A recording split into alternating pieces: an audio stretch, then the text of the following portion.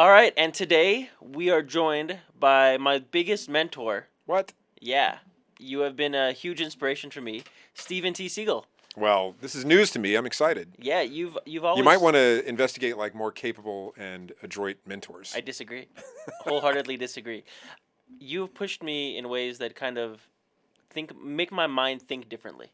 You Hmm. make me think about things in a completely new light and a new perspective from what I'm normally attuned to thinking about.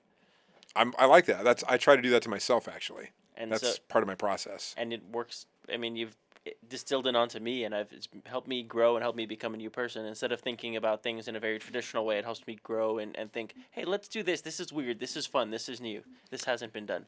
Well, good. I think that's good. I didn't know that that was happening for you, but I find that we get stuck in the way we do things in any kind of creative pursuit. You get what I call a toolbox, and you get good at the things you do, and that's important. But then you kind of lean back and rely on it. There've been a lot of artists and writers that I've admired over time who kind of settle in, and then you're like, oh, nothing new's happening, and I think that's creative death. So I try to reinvent how I work all the time. I keep my toolbox, but I try to do different stuff with it. Yeah, So if that's rubbing off, good. it has Buckle rubbed off. up and jump on board. Gonna be like Miles Davis for Yeah. the jazz Oh, fans, nice. I love a and Miles Davis reference. and he'll go and he always wants to do new, push the envelope as far as it can go until it's too creative. I have a Facebook friend who I haven't seen in a while, and he just posted, I think it was Mingus, AM, and then some Miles Davis covers. I was like, we're better friends now. Yeah, that'll do it. So I wanted to ask you, how did you first learn about comic books? First learn about them. My parents were in the Air Force. My dad was, and my mom was an Air Force wife, so I say they were both in the Air Force. We moved around a lot, and I think they were sensitive to this idea that my brother and I, Dave, didn't have kind of we were nomadic and didn't have a kind of a set home. We weren't near our relatives, and so they're always giving us stuff to kind of like, oh, we got you this. Maybe this will make your life a little better. And one day it was a comic book. And my mom went to the BX or the PX. I don't know if it was a base exchange or post exchange, and bought me Avengers '89, which has Captain Marvel or Marvel on the cover, and he's being electrocuted in a chair. And I was like, what is this? And then I read it. I was like 5 or something. And it just scared the crap out of me. I was like, don't ever buy these for me again. And that was how I got my first comics. But after that, how did you grow to love comic books? I spent a decade with no comic books, and then I started buying them with my buddy Eric in high school. He would buy Spider-Man and Nova, and I would go with him to the store to buy them. No comic book shops back then. I'm that old. And I didn't like them still for this. I had this PTSD over the Avengers. So then, after a couple of years of having to go with him to the store all the time and buy these comics at the grocery store, I just started buying the ones he wasn't. So I bought the X-Men, a Marvel premiere, and I would read those on the way home. It was about a mile walk, and he would be like, "Oh, Spider-Man this and that, and Nova this and that," and I'd be like, "Ah, the X-Men this and that, and Marvel premiere this and that," and so they just became mine because they weren't his. I don't think I still didn't like them yet, but then I think Claremont's X-Men eventually, the soap opera of it, made me fall in love, and I had to read the next one and see what was going to happen to Storm and Nightcrawler, and yeah. And that was a big inspirational arc for so many people. Yeah. Oh, yeah. That was one of the. There was Frank Miller's Daredevil. Those two were the two that every month I had to get there and get those comics. Because they were pushing the envelope forward for you, or they were such a emotional narrative that was pushing you towards to going back. What was it? So I haven't read either of these again as an adult, and I keep thinking I should, but I'm also afraid to because some of my childhood comics that I have read as an adult, I go, it wasn't that good. So, but the X-Men for me it was soap opera, and it was romance and intrigue and traveling the globe and all these things that I was too young for, or couldn't do anyway, too poor for. And Daredevil it just felt so mature for the time because at that point I was collecting everything. Comics were like 30 cents, 35 cents.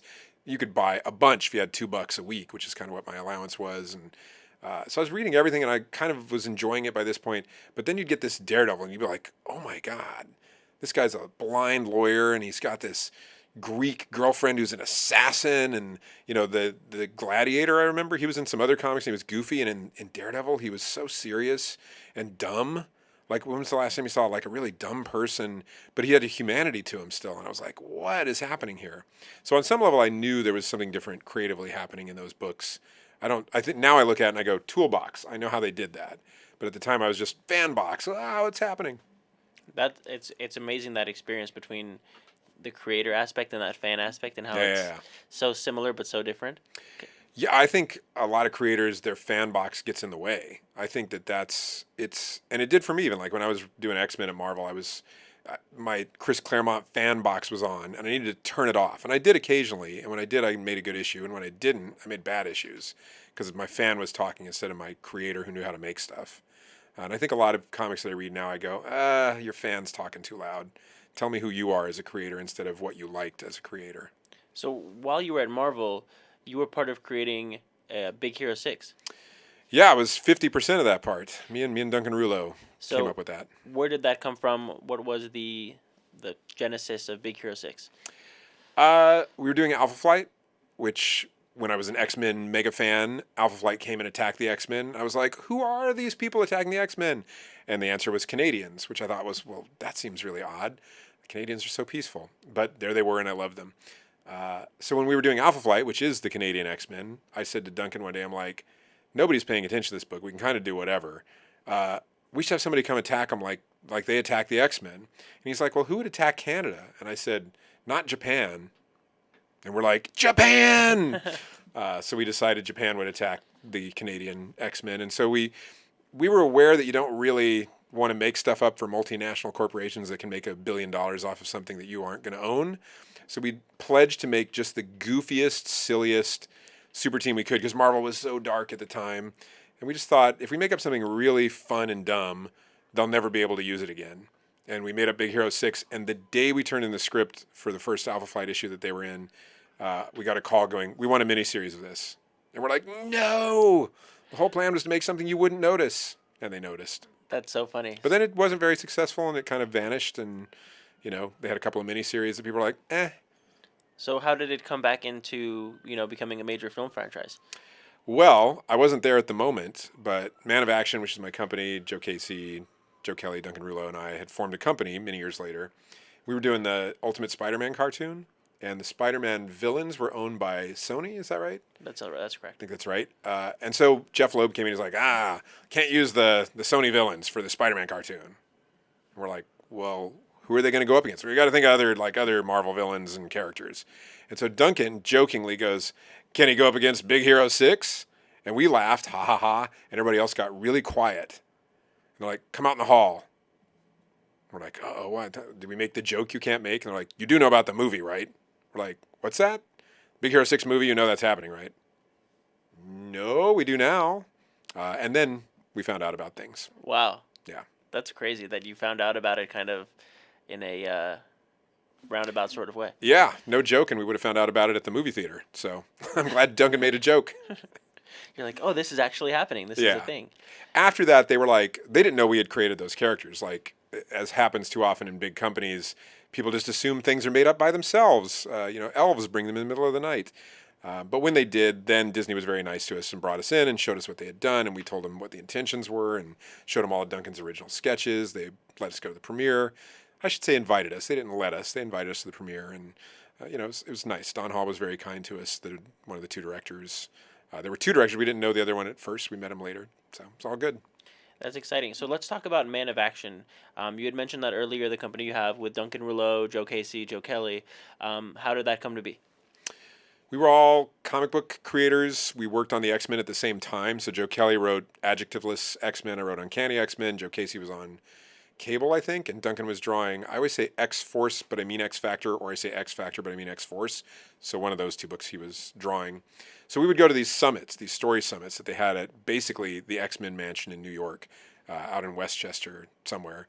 And it was cool. Like, had a bowling alley, and it looked like the place where the X-Men were.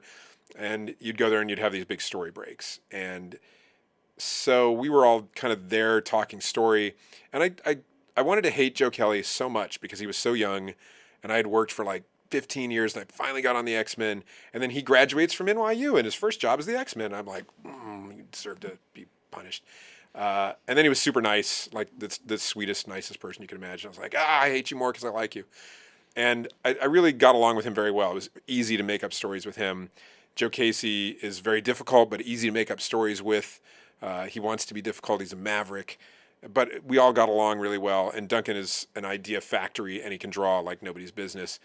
And so everybody there was kind of nice, but those three guys in particular, I was just like, we work really well together. We're saying the same kind of things the same kind of ways, or different things the same kind of ways. So we were kind of aware of it there. Over time, we all left the X-Men, and everybody went to Superman except me. I was the last guy to go at the very, very end. And even there, it was a difficult place to work, difficult time. Superman movie had fallen apart, but we were still kind of vibing on ideas really easily. And I think it was Joe Kelly just said, we should be making stuff up together, but not for these guys. And we're like, sounds like a good idea. What would we do? And we had no idea. We'll just make stuff up. So we started going to San Diego. We got a Man of Action booth. We would just sit there and people would walk up and go, what do you guys do? And we're like, we're writers. And the first year we did it, somebody's like, do you write short films? And we're like, you bet. And we didn't, but we said that. And so then they hired us to write these short films. We wrote 4 of them. Next year, somebody's like, do you guys do video games? We're like, yes. Meaning we play them, but they meant do we write them. So they hired us to write a video game. We did that. X-Men Legends came out that year. And then the next year, Matt Sinreich from Robot Chicken came over and he's like, guys, Cartoon Network wants like a boys action superhero cartoon. We don't really do that, but you guys do that, right? And we're like, yes, even though we didn't do that. And so we pitched Cartoon Network a bunch of stuff, and one of them was Ben 10, which they bought, and suddenly we were Man of Action, and we do boys action cartoons.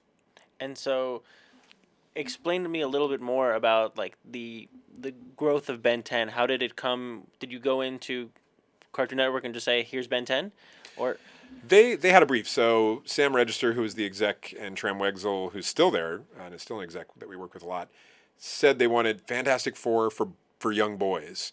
And all 4 Man of Action guys were very different creatively. Like, we don't have the same taste. We don't like the same stuff. But all 4 of us immediately said, no boy wants the Fantastic Four show. That's you say you want that, but that's not what you want. And they're like, bah, bah, bah, bah, bah. So we said, give us a couple of weeks. We'll come back in with what you want instead of what you're saying.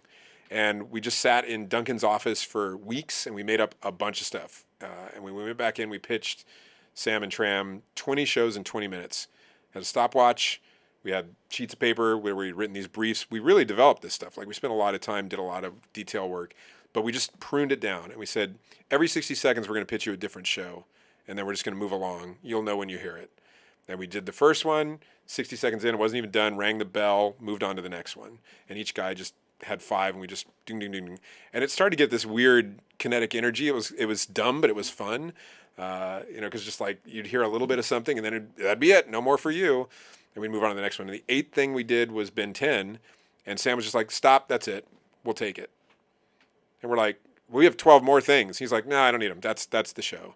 And we're like, we're doing the other 12 things. So we spent 2 or 2.5 weeks making this stuff up. So we did the rest of them. He goes, no, it's that Ben 10 thing. And they bought it in the room, and that was that. and then from there it was off. Well, we also pitched Generator Rex that day, and we pitched what is now on Netflix as Zack Storm that day, and there's 17 more that nobody's ever heard. So we'll see those eventually. Well, somebody ought to get them. Well, so how did Man of Action from there get into its next project after Ben 10? What was next for Man of Action? The weird thing is there's 4 of us, and we do a lot of stuff. So at the same time that kind of Ben 10 was going, some of us had sold movies, some of us sold TV pilots, some of us had sold other animated things. There was a lot of just kind of pulling in a lot of different directions. Still, it happens, but even then especially. And also we had 0 animation experience. So it was a little bit of what do we do and how do we do this. They hired other showrunners. We wrote on the first season. We were the creative consultants the whole time going, we want this, we want that, call it this, do that. We had a lot of input, but we weren't the showrunners. And so we did that for numerous years. We were still doing comics. I was doing 4 books a month, even when that stuff was going on. And just we had a lot of stuff happening. Our next kind of big animation job was Generator Rex, which we made up and sold to them because Ben 10 was a big hit. And Cartoon Network was like, make us something for older kids that's got a, more sci-fi vibe, and did Generator Rex.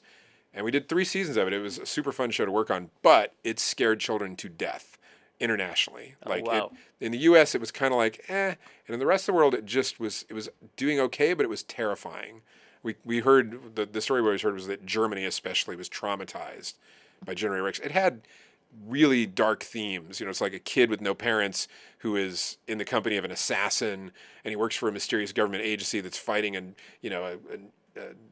kind of a infectious plague that turns people into monsters. And if you're 7 years old, that's a lot. It's like Yeah. getting an Avengers comic with Captain Marvel being electrocuted on the front. So you had firsthand experience of that experience. Yeah. What it was like. Then we shifted over to Marvel and did the Spider-Man cartoon and the Avengers cartoon. And by that point, we were executive producing all of our stuff, running all the writers' rooms for our stuff, still writing on stuff, but using other writers as well. And that's kind of when Man of Action felt to me for the first time like a company. Like we had a lot of responsibilities and a lot of people working with us, and we're still in that times a million. When you started hiring writers is when you felt like the company was really starting to feel like a its own living entity. Yeah, I mean we've always had a lot of lawyers and a lot of agents and a lot of meetings and a lot of work that we do, but we hit kind of a critical mass when we were doing Spider-Man and the Avengers at the same time, and suddenly we needed support people and we needed a lot of regular writers to supplement what we were doing. It was a lot of episodes. And now we have probably 5 times that amount of work going on. Wow. And 10 times the amount of people that we work with. So That's impressive. it is, or it's nuts. It's too much. And there's always more. And so I'm going to switch back to comic books now. Yeah. And talk about Image. When did you first hear about Image? When did I first hear about Image? Yeah. I think the same time as everybody else. I think I was still at Marvel. I was at Marvel and DC at the same time, which I don't know that you can do nowadays. But I was doing a couple of Vertigo books, a couple of superhero books, and when did Image start? What year did they start? 1982. I think they met in 1991, but I think they actually launched in January of 92, if I'm not mistaken. Yeah. I might have been... Okay, let's pretend I'm still in comics at this time. I mean, I'm still in comics, but let's pretend I was still working hardcore. But whatever the case was, I've always gone to the comic shop every Wednesday. I always buy books every Wednesday. You know, it's just one of those... It's ingrained in my blood. I just can't stop going. And I went to the comic shop, and it was Comic Shop News or something was there with that Youngblood image on the front. I was like, what is this? You know, and it was just that thing. And then there were people like, well, you know, Rob's in a bunch of commercials and stuff. And I was like, what? So I found out about it like an average citizen finds out about Image Comics showing up. And then I heard like 2 days later through the telephone scuttlebutt that still goes on in the very small world of comics about everybody who is, in quotes, defecting. You know, and they're getting, they got Jim, they got Mark, they got Eric, they got, you know, Valentino, they got just everybody. They got everybody. And I loved that. I wasn't part of it. Nobody called me. Hello, I was home. For obvious reasons, but I like when people go, you know what? Enough of doing this for you. I'm going to do it for me, because that's what Man of Action is. Man of Action is us going, we're good at making stuff up, we're good at world building, and we're just going to do it ourselves. And if you want us, you can hire us. And that's what Image felt like too. So I liked the mass defection, and I liked the energy of those books. Like, they weren't great books. Some of them, they were, you know, writing wise, it was like, oh, what's happening here? But I didn't care. I read them anyway. The energy was so strong, and you could just tell people were having fun making comics, which is great. And they sold through the roof, and I was like, these guys are getting rich. Good for them. And I loved it. And then, like 5 months in, most of the books were, I can't finish another book, even if I have a year. And I was like, no, don't let it fall apart. And I'm glad it didn't fall apart, because now I do all my stuff through Image. So, what was your experience? How did you get started at Image, creating books for Image? Well, it's different. I got started Image through Jim Lee's Wildstorm imprint, because my editor at DC was hired away to try to make those books come out on time and make sure there was a story in them and, you know, stuff like that. And I'd worked with him. It was Bill Kaplan, and he just called and he was like, "You're fast and dependable. You know, I lived in California. That was down in San Diego. He's like, can you just come down this weekend and help me on some stuff?" I was like, okay.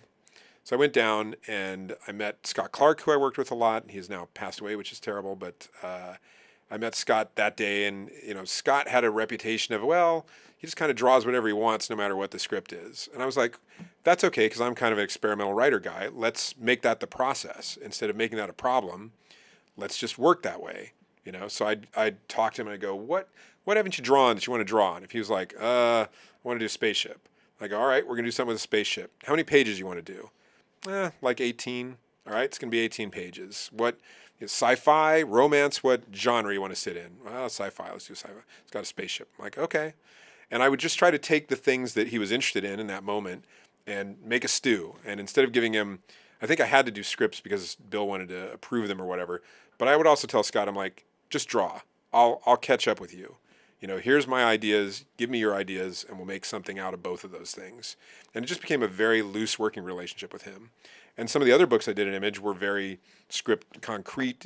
I've always thought you've got to figure out what will keep the artist going for 30 days. They're the one who has the heavy slough to get through. As a writer, you're in and out in a week pretty much for a monthly comic. But an artist is sitting with a page every single day. And then if it's a success, they have to do it again the next month. And so for me, it's what process will keep them motivated, what content will keep them motivated, what will they be excited to do. And then on my side, I go, okay, that's my toolbox. How do I do something that I'm interested in with that? As opposed to just going, do this, which is really how I worked for a long time. I just was like, if you grew up with Alan Moore comics, you're like, oh, you're supposed to write a really long script that says every single thing you expect to see. But a collaboration isn't really like that most of the time. Unless your artist goes, give me a script with every single thing you expect to see. And then you should do that.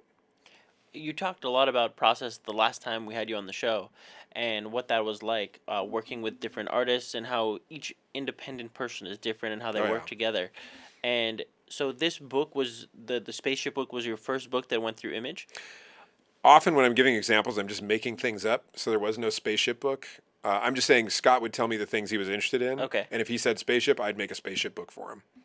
So do you remember the first time, your first relationship with Image? So the very first thing, I was doing some short stories, and then they called and they're like, we're going to do this thing with Stormwatch, and it's going to jump ahead a year. We're going to put out issue 25, and then we're going to go back to issue 13, and then we're going to get to 25 by next year, but it will have already come out. And I was like, that sounds just batshit crazy, I'm in. I'm like, but what do you want me to do? And they're like, well, you need to write 25.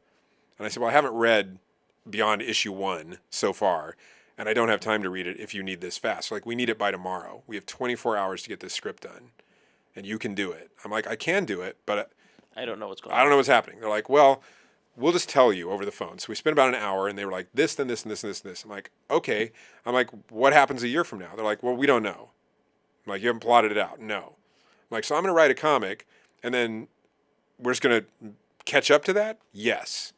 And at the time, I was thinking, well, I'll write the comic, so that'll be fine. I can catch up to myself. So I wrote Stormwatch 25. Then they offered me Grifter or something instead of Stormwatch. So I didn't do Stormwatch. So then poor Ron Mars, I think, had to catch up to this issue 25 where I just made up all kinds of stuff.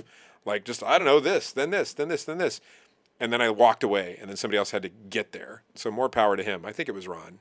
Whoever did that deserves a medal. That was a mess of stuff to figure out. But it was fun. It's fun to go, what does the issue a year from now look like instead of what does the one a month from now look like? Yeah. DC did that for their 52 series. They just pushed all their books forward a year and said, we're going to fill in the gaps in this weekly series, and that's what they did. Yeah. But I think they probably had a bigger meeting than, hey. Bigger meeting than a phone call going, just do this. Just get it done. Yeah. Well, we want it done now. Yeah. It was fun. It was fun to do. And then Scott drew it, by the way. And so he finished about 17 pages. He goes, I'm done. I'm like, it's like 25 pages. He's like, I could do 2 more. So he drew 2 more pages. I'm like, you didn't do one of the ending pages, though. I'm like, something has to happen at the end. Well, which one do you want me to do? I'm like, do this one. So it was a little bit of a negotiation. I think Stormwatch 25 wound up with 25 pages, but I'm not even sure about that. Wow. So it's funny that he's just that kind of person that would just be like, I'm not going to draw anymore. I'm done. Not in a belligerent way. I think he felt he had told the story that was in the pages I gave him, the little outline thing. But some interesting, like important, I guess, parts that were supposed to happen a year from now weren't in there yet. I was like, you got to draw this. So he did. He got to it. So going back to Image, when did you first do you remember your first book at like Image proper, or was it I feel like my first story that I did was a Wildcat story with Travis Charest. Okay. Like in Wildcats 8. Okay. I want to say. I did 3 short stories just as Bill was like, I need inventory stuff because a lot of the books were not getting enough pages in them, as you may have heard. So they needed stuff to plug in. And I did 3 of those super fast. Like in 2 days, I did 24 pages worth of shorts or something. And I feel like the first thing that I finished was with Travis. It was maybe his first solo thing for them. I'm not entirely sure about that. But then I did this Stormwatch 25. And then I started doing... I think I went right to a Grifter monthly, but a lot of stuff came out in different orders than you work on it in Yeah. there, so I don't know how that all. It's funny because when I was talking earlier, I was talking a little bit about the how things actually. When I mentioned the image books, I was talking about creator owned Yeah. and what that means Oh, to those you. kind of books. Yeah. What was it? Oh. So when you were talking about Stormwatch and Grifter, to me in my mind those are all DC books now. So my mind was like, Yeah, right. Weren't we just talking about Sorry. image Well, yeah. books? So I had two starts at Image. That was the kind of Yeah, old that was Image. that was the old image when you're still working for someone else in a way. There. Right. Well, creator-owned stuff was much, much later. Soulkiss. Hey, that was my first creator-owned image book, and that's almost entirely because of Joe Casey. So Joe Casey has had a very good creator-owned image experience, and he was doing a bunch of stuff while we were doing all the Man of Action things. He was always publishing through Image, and one day it might have been me, it might have been Joe Kelly. One of us was like, "But how do you get stuff published there?" And he goes, "You just give it to Eric, and he'll publish it." I'm like, "No, that's not how comics companies works." He's like, "Yeah, that's kind of how it works." He's like, "He'll either like it or he won't like it." I was like, "I'm going to try this." So I started working on this with Marco Cinello, who's a SpongeBob SquarePants artist. He's pretty amazing. And so I went up to Eric. I'm like, "Listen, I got this thing. It's kind of about a succubus, and she's got to kill 10 people in 10 days by kissing them." He's like, "Okay." I was like, "Okay, what? Do I pitch you?" He's like, "You just pitched me. That's the book you're going to do, right?" I'm like, "Yeah." It's like, "How many issues?" I'm like, 5. It's like, "Okay. When's it coming out?" Like, "Whenever you say." It's like, "When's it going to be done?" And then it was done, and he put it out. All right. It was And I was like, that seemed impossibly easy. And I got to do my own design, and nobody read it and said, "But you can't do." And I was like, why wasn't I doing this the whole time? Like, why would I work anywhere else ever again? And I don't know that I would. So the book came out in 2009. Did it? Oh, that's the I just- hardcover. that's It the came out hardcover. as separate issues. So when was your first do you remember when it was released or what year around it was? See, I don't know what year this is. So I'm going to guess, if that book is 2009, I'm going to guess 2007. Okay. But maybe 2008. Wow. Cool. And what other books have you had have come out through Image? What was your next book? So the way I do books is I do a book, and if anyone likes it, then I do a book right after it that they'll go, "This is not the book I want from you." That's the way I operate.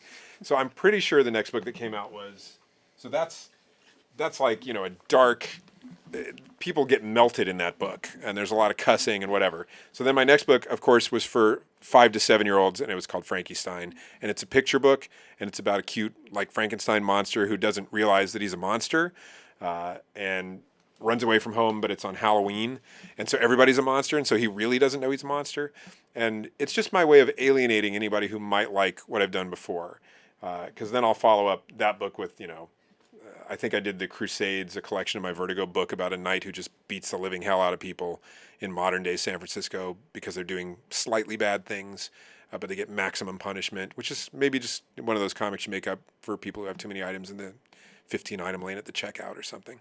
So it was very bloody and Kelly Jones art and lots of maiming and the kind of thing my mom calls and goes, "Why do you do these books?" And I'm like, "I went on vacation with my family when I was a kid and it was all really weird.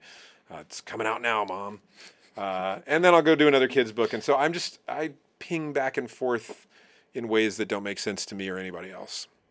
It's make sure I can't build an audience. That's my goal. No, I think you kind of want to test different parts of I do. the world and see what works and what sticks and what doesn't stick. Yeah, I'm not. I learned very early on. It was kind of when I was doing X-Men. I thought, oh, I don't want to do 20 years on a comic book, the same comic book. I want to do a story and get out and then do some totally different story. So that is entirely true. And changing the form, changing the genre, changing the audience, critical for me to stay, I think, creatively fresh, if I am. It definitely helps you push yourself into new ways. Yeah, well, and also I feel like I write about the same thing in all my work, but then I'm coming at it in all these different ways. So I think if I were just doing the same kind of book month after month, it would be coming at it in the same way, and that would be really tedious. You talk about creator-owned, and you only work in creator-owned now. Why is that? Like, what has kind of pushed that envelope for you to kind of focus on not telling other people's stories for them, but focus on telling your own stories? I think I'm better at telling my own stories. Like I had X-Men, and there were a lot of external pressures, but I don't blame the external pressures for the way my X-Men turned out entirely. I think I did not do the X-Men as myself completely, and I should have. Even if it was a failure, I should have been exactly what X-Men is to me. And I think this fan thing we were talking about earlier, I think I was going, well, this book hasn't been the book I loved since 20 years ago, and I'm going to make it that book again. Well, you can't. 20 years is gone. Nobody wants that book now. It's a different time, and I think I just got that, and I was like, the things that I'm interested in talking to the world about via comic books are A, radically different, and B, are not suited to me shoving it into a Daredevil run, even though I love that book. So I don't. I mean, the only superhero-y image book I did Imperial, because I'd written Superman for a year.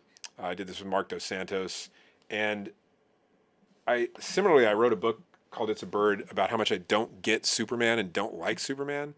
And DC published that book. Who knew they would do that? And then I got offered Superman, and then I took it. I was like, well, now I've written about why I don't like Superman, so I must like him now. And I didn't. I still didn't get him. And I did a year on that book going, this is not the right fit for me. So I did Imperial with Image to go, here's what I have to say about Superman. If I were not doing It's a Bird where I'm meta-critiquing Superman, here's what it would look like if I did Superman. And it's a book about a kind of dumb guy who gets picked by Superman to take over for him. Mm-hmm. He's like, you're going to be the next Imperial because I've got to move on to other things in the cosmos. But the same guy's getting married in a week. And so he's got like this Superman kind of guy teaching him how to be a superhero, but he's also learning like how to do the dance at the wedding and getting fitted for a tux and all this. It's just a massive things he's very uncomfortable with, and which will win out. And through the course of the series, he talks the Superman guy into being a human instead of he himself becoming Superman. That's what I think of Superman. I think Superman would rather be a human being rather than everybody would idolize and like to be Superman. Yep. Well, that's not a good story for Superman. It's true. But it's a story I could tell in an Image comic myself and go, that's what I'd say about that. That's cool. That's I mean, I've kind of never thought of it Superman in that way, so that's definitely a... Yeah, well, because Superman thought of it in that way is maybe not Superman anymore. That's true. So why do Superman? So you also worked at Vertigo. Yeah, I worked there a lot. You started there. You had Sandman Mystery Theater that was there. Yep. American Virgin. Yep. And House of Secrets. House of Secrets, of course. Crusades. Those were my monthlies that I did. And I It's did a a bunch Bird. of specials and one shots. And how did you come to work there, and what was the was it still creator owned there, or was it a... Yeah, when I was there, of- I was there early, so it was Okay. very creator owned. It got less so as time went by. So I fall into things. I'm very intentional. Everybody who meets me is like, oh, he's very systems and intentional. And that's true, except about my life. My life has been a series of, what? Okay, whatever. And I go do that, and then it's my career for many years, strangely. Until recently. I think in the last 5 years I've been more, this is what I'm going to do. But I was never that way. So I was living out here in California. I was teaching at Pasadena City College speech and debate because I love speech team stuff. I'm a geek from way back when, and my wife still coaches that on occasion, so I kept my finger in it. I moved out here. I was teaching a speech team at Pasadena City College. I was friends with a comic book writer, James Robinson, at the time, who was like, why don't you do comic books anymore? And I'm like, because I'm a teacher now. He's like, well, you should go to New York with me and meet some editors, and then you could probably get some comics work. I'm like, I'll go to New York with you and try to get some comics work. So we flew to New York. He introduced me to Bill Kaplan, who then went to Image, so it was that editor. And Bill Kaplan's like, this guy any good? And James is like, yeah, he's been nominated for an Eisner already. He's like, well, what are you doing now? I'm like, I'm a teacher. He's like, why aren't you doing comics? I'm like, I don't know. So he's like, okay, well, pitch me some stuff. So I pitched him a book that they bought as a monthly. And at the same time, Matt Wagner, who did Grendel and Mage, still doing Mage at Image right now, he called me because I had done a Grendel Tales story for him a long time ago before this. And he was like, listen, I'm doing Sandman Mystery Theater for Vertigo. I'd done a year. I'm going to quit. They want me to stay. I told them I'd only stay if I got a co-writer. Do you want to co-write with me? And I was like, weirdly enough, I'm selling a book to DC already, so I'm probably too busy. I said, but also you and I, like, I love him as a person. I'm like, but you and I are a lot alike. We're really headstrong. I think we just fight. I don't think it would go well. He's like, fly up to Portland and let's talk about it. I'm like, ugh. So I flew up to Portland, went to his house. He's like, I'm going to cook you dinner. He's a really good cook. I'm like, okay, I'm in for that. And he's like, here, watch my daughter. And he had just had Amanda Wagner's daughter. She was like months old. And he's like, hands me this little, yeah. I'm like, I don't know what to do with babies. He's like, I got to go to the store. I'm out of stuff. And he just left. I've got this baby. It's like lone wolf and cub with me and this kid. I'm like, and I'm just wandering around. I don't think I'd held a baby this young ever. And then I would get near the refrigerator and she'd go, ah, ah. I'm like, I'd move away from the refrigerator. She's like, ah, back to the refrigerator. Eh. I'm like, he's gone. When is he coming back? What does this baby want? And I'm like, refrigerator, think this through, Seagle. You can do this. And I'm like, formula. There's something that she's, okay. So I open the refrigerator, I pull out the formula, and she's like, I'm like, oh, thank God you didn't die while he was gone. And then he came back and he made dinner. And I'm like, why did you leave me with your baby? He's like, you're fine. You get used to it. I got used to it. I'm like, ah. And then we ate dinner. And then he's like, so here's what we're going to do for the next 4 issues. And I'm like, okay, but what about, and we just started working. And I was like, I've been duped. We didn't have a conversation about how we would work. We just started working. And then we worked, it was super easy. It was just super easy to work with him. And then I spent the rest of my time on that book trying to convince him not to quit. Because every year he'd be like, okay, you just do it. I'm like, no, I don't want to just do it. I want to do it with you.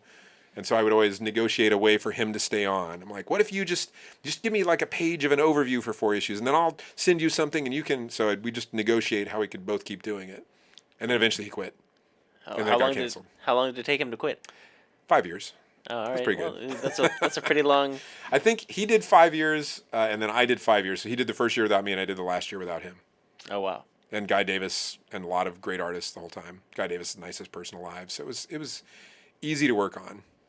Nice. And after that, you worked on American Virgin. House of Secrets. House of Secrets was after that. Yeah. That is, you've done a lot of issues of House of Secrets. I think there's the omnibuses. We did 25 monthly issues, and then we did 2 prestige 48 painted issues. And Teddy Christensen, who I worked with a lot, was the primary artist on that. And he's just not a monthly guy. Like he wanted to be a monthly guy, and I wanted him to be a monthly guy, and we just got more and more behind on our schedule. So DC was like, "Listen, we like this book, but maybe you just do specials when they're done." And I'm like, "Could we paint those?" And they're like, "Yes." So that made them come out even a lot later than they would have. So we did that, and then Teddy and I stopped doing it because I sold them It's a Bird, which I didn't think in a million years they would do, a Superman book about how much I don't like Superman. And they said yes, so then we had to do that, and that took about 2 years to get through. It's 128 painted pages, and Wow. it was a lot of work. And by then we were like, we're kind of done with House of Secrets. So But you finished House of Secrets then. we had already finished it, or did we do? See, I don't know. My mind is a fuddle. We might have done It's a Bird and then House of Secrets Facade, or maybe the other way. Okay. I don't know. They were like, you have to wrap up House of Secrets before you do that. Well, there's no wrapping it up because House of Secrets was wildly experimental. Every story arc was told in a completely different way. The scripts were even radically different, story arc to story arc. So Teddy, that was one of the things Teddy wanted. He's like, I want to be surprised every new time that we're telling a new story. So I started sending him scripts that were written just in radically different ways and going, make sense of this if you dare. Because not only the narrative point of view would be different, the storytelling modality would be different. I'd be like, this one is all 2-panel pages with 5 different narrative arcs that interweave. This one is told backwards. This one is a time travel story. So it was a lot of, maybe I exhausted him. Maybe he wasn't slow. Maybe he was tired. He was like, "What? I don't know what to do anymore. It's too much coming at me from every No, angle." he always knew what to do. He did a great job on that. You and Teddy have been working together for a long time, so you guys have a great relationship. He once said to me, he's like, I like you. Let's just make comics until one of us is dead. Wow. And I was like, that's either really creepy or really romantic. So I'm going to go romantic and say yes. So we're still trying to make comics together. I love it. And you've also done Ben 10 comic books. We did. We only did the first. IDW put out a big run of Ben 10 books, and each Man of Action wrote a story in this particular one. And then lots of other people wrote those. We're knee deep in Ben 10. Like, we're doing a new Ben 10 show now, and it's 11 minutes, which are fun instead of 22 minutes. They're shorter and they're more compact, but there's still still a whole Ben 10 story. Yep. So even though it's shorter, you have to do all the same thinking about it, and it's really time consuming. Absolutely. So we have no time to do the comics, sadly, but others do, and good for them. And so how did that come to be at IDW? Did they be like, hey, we want you guys to be involved in a Ben 10? No one ever comes to us and goes, we want you to be involved in fill in the blank for the stuff that we have made up. Like, there's a Big Hero 6 cartoon. No one asked if we wanted to do it, even though we are, in fact, cartoon guys who made up Big Hero 6 and who worked at Disney doing shows for them previously. My friend Nick, who I've lived next door to for 10 years when I first moved to Burbank, is the director of that show in an ironic twist. And he's great, and the show's great. It looks fantastic. They brought us in and showed us that. There's been Big Hero 6 comics coming out. Nobody contacted us. Do you want to do that? I mean, sometimes we would say yes. This time, DC actually did the original books. And they were like, do you guys want to write these? And we're like, no. No, you know what? We'll do the first 4. And we did. Nice. So DC put out Ben 10 books as They well? did Cartoon Network Action Pack, which always had a Ben 10 story and then like a Samurai Jack story and a Powerpuff Girls story, I think. And Okay. it would just alternate for years. Those came out for like 10 years. What has it been like seeing Ben 10 kind of grow into like the success and Wild. I mean, it's weird. It's Ben 10 did okay in the US when it first came out, but it wasn't a runaway hit. It was just a hit. Did well, but you know, it wasn't that. Kids loved it. It didn't saturate the culture. Lisa, my wife, and I went on a tour of kind of the Scandinavian region, I think because I was going to yell at Teddy and be like, finish this comic, which you have to do sometimes with him, with love.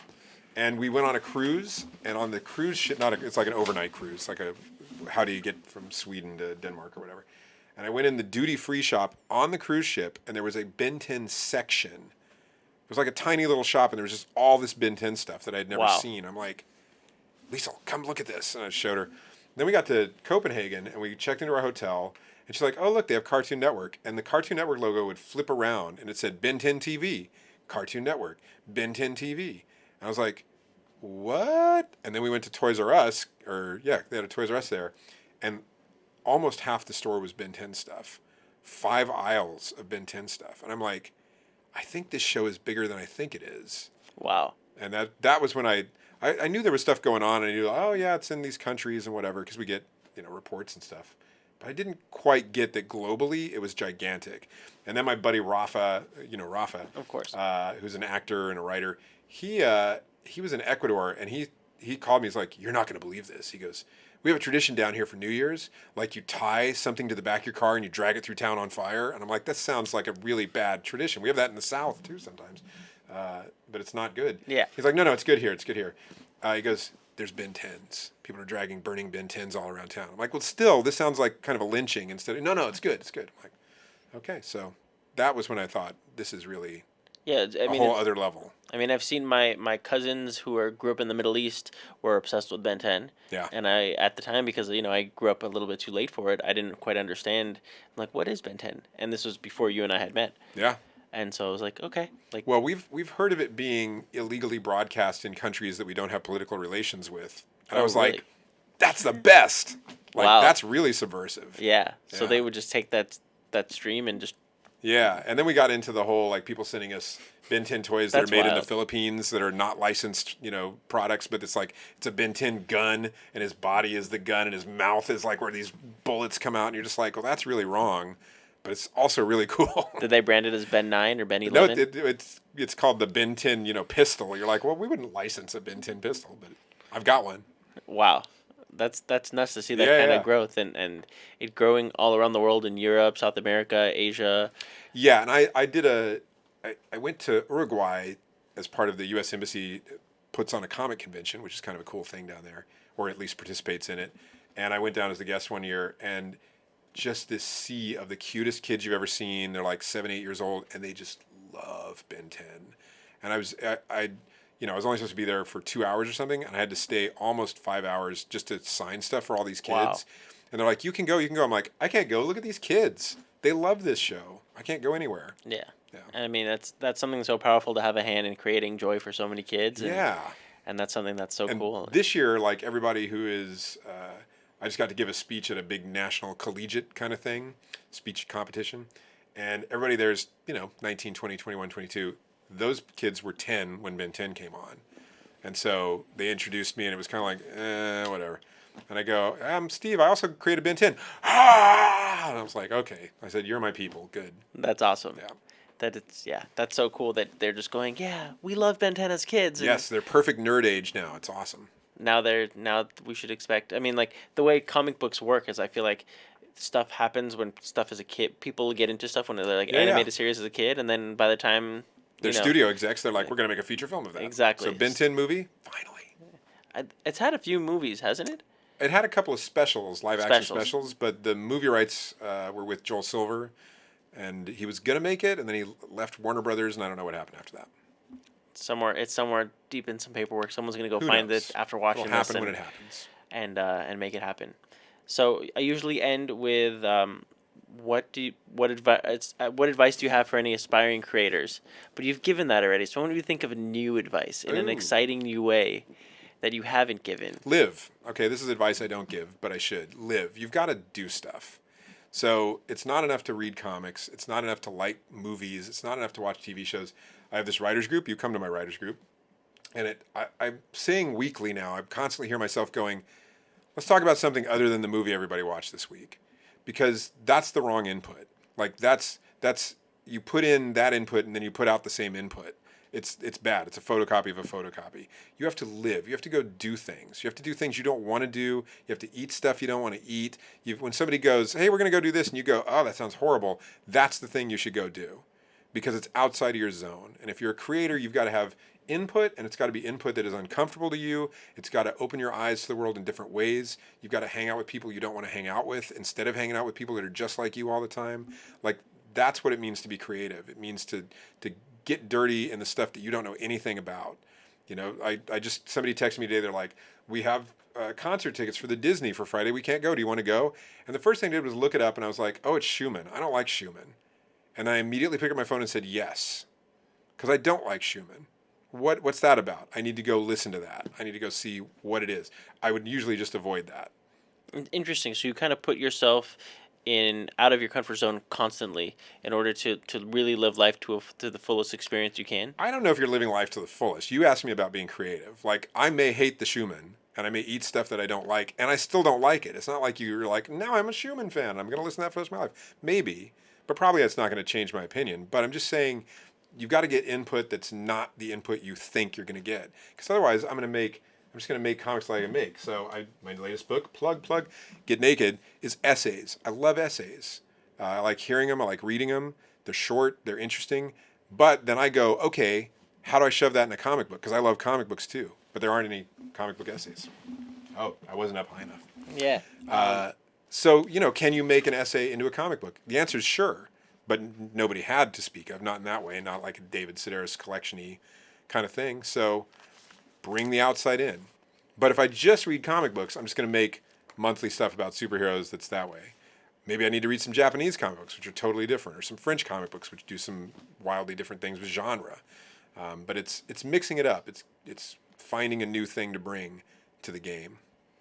I love the anamorphic pages. They're so much fun. Well, I just let the artists do whatever they wanted. 19 different artists, and I write these controlling scripts, and I'm like this, that, and the other, and draw it this way. And finally I said, can I do a book where I just go, here's it, surprise me, for everybody? And it turned out just fine. It turned out amazing. I mean, I keep recommending the book to people all the time. I'm like, you have to read this. It gets you to understand more, but it's not a sexual book in any way. Not at all. Maybe it should have been. It would have sold better. All right. Well, thank you so much for coming on the show. My pleasure. For the Dreamer Comics podcast, the show where comic book dreams become reality. Let's hope so.